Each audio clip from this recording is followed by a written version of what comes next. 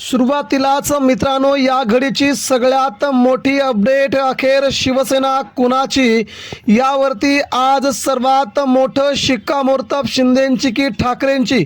Supreme कोर्टातून Shinde सेनेला लागलं पहिल्यांदाच मोठं ग्रहण. राज्याच्या आणि देशाच्या राजकारणातून ही महत्त्वाची अपडेट.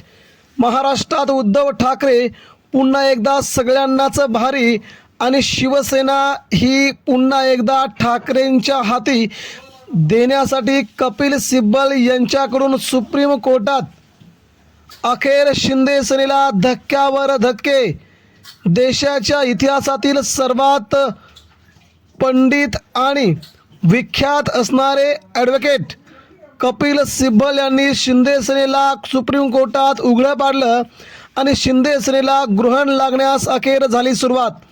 मित्रांनो, ही बातमी महत्त्वाची आहे.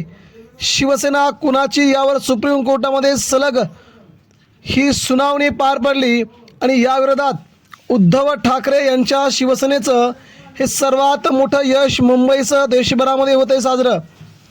एकनाथ शिंदे यांच्या शिवसेनेच्या विरोधातील ही याचिका सुप्रीम कोर्टाने अखेर शिंदे सेनेला फैलावरती घेत महाराष्ट्रात पुन्हा एकदा ठाकरेंच्या हाती शिवसेना देण्याच्या दिशेनं देशाचे सर्वोच्च न्यायालयाचे सरन्यायाधीश असणारे सूर्यकांत शर्मा यांनी मात्र या निकालावरती सर्वात मोठं बोट ठेवत शिंदे सेनेला पहिल्यांदाच कडक इशारा आणि तुमच्याकडे असणारा पक्ष आणि धनुष्यबाण चिन्ह तात्पुरतंच आहे असा थेट इशारा दिल्यानंतर कपिल सिब्बल आक्रमक झाले आणि महाराष्ट्राच्या राजकारणाला इथूनच मित्रांनो ठाकरेंनी ही सगळी बाजू आपल्या बाजूने फिरवत एका दणक्यात शिंदे सेनेला घरी पाठवल्याची चर्चा आहे.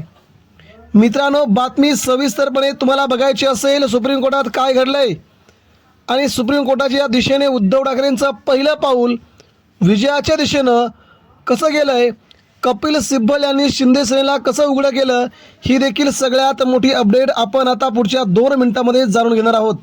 तेव्हा व्हिडिओ नक्कीच आपण शेवटपर्यंत बघावा.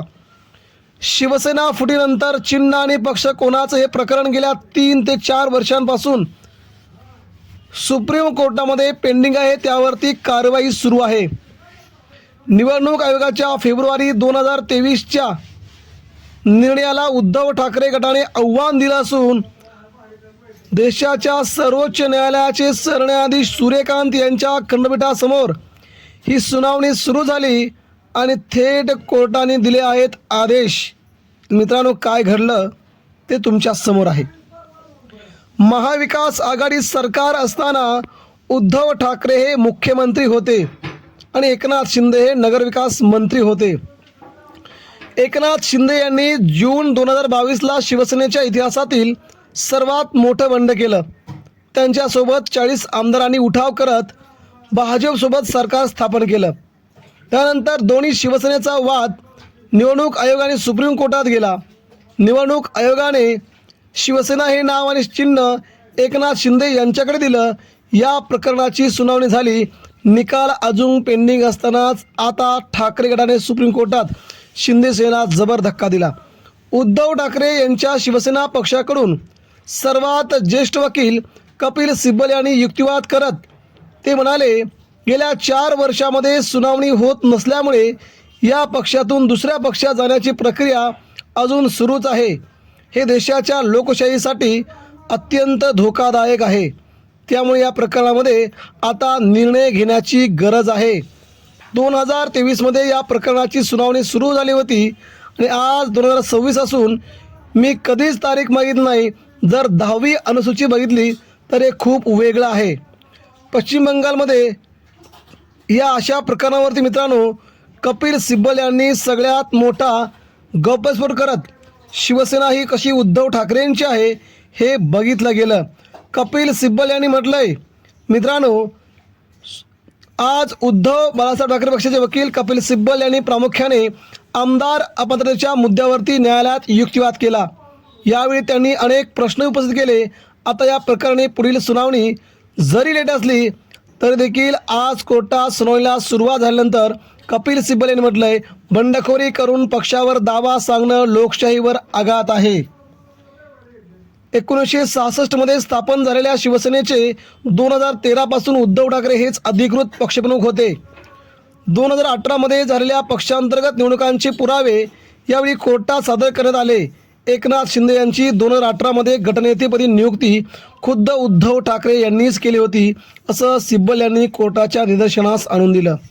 आपल्या युक्तिवादात सिब्बल यांनी पुढे म्हटलंय की एका चिन्हावरती निवडून यायचे, त्यानंतर बंडखोरी करायची आणि मूळ पक्षावरच दावा सांगायचा, हा प्रकार प्रातिनिधिक लोकशाहीवरती मोठा आघात आहे.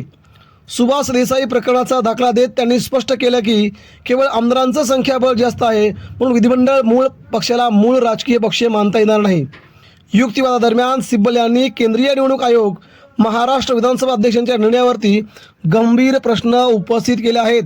निवडणूक आयोगाने पक्षाची 2018ची सुधारित घटना विचारात न घेता केवळ आमदारांच्या संख्याबळाच्या आधारे शिंदे गटाला पक्षाचं नाव आणि धनुष्यबाण चिन्ह दिलंय, जो निर्णय पूर्णपणे चुकीचा आहे. जानेवारी 2024मध्ये विधानसभा अध्यक्ष राहुल नार्वेकर यांनी शिंदे गटालाच खरी शिवसेना म्हणून मान्यता दिली होती. या निर्णयाला ठाकरे गटाकडून सुप्रीम कोर्टात आव्हान देण्यात आलेले होते. त्यानंतर जून 2022मध्ये एकनाथ शिंदे यांच्यासह 40 आमदारांनी बंड केल्यामुळे तत्कालीन सरकार कोसळलं.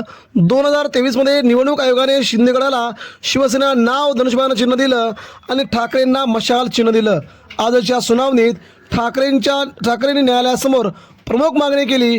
निवडणूक आयोगाचा निर्णय हा लोकशाही मूल्यांच्या विरोधात आहे, त्यामुळे या प्रकरणाचा अंतिम निकाल लागेपर्यंत शिंदे गटाला मिळालेले धनुष्यबाण चिन्ह केवळ तात्पुरत्या स्वरूपात वापरण्याची मुभा असल्याचं स्पष्ट करण्यात यावं.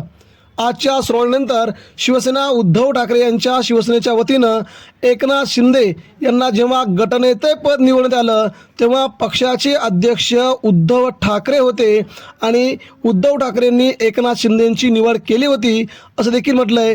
कोर्टाला चुका सुधाराव्या लागतील.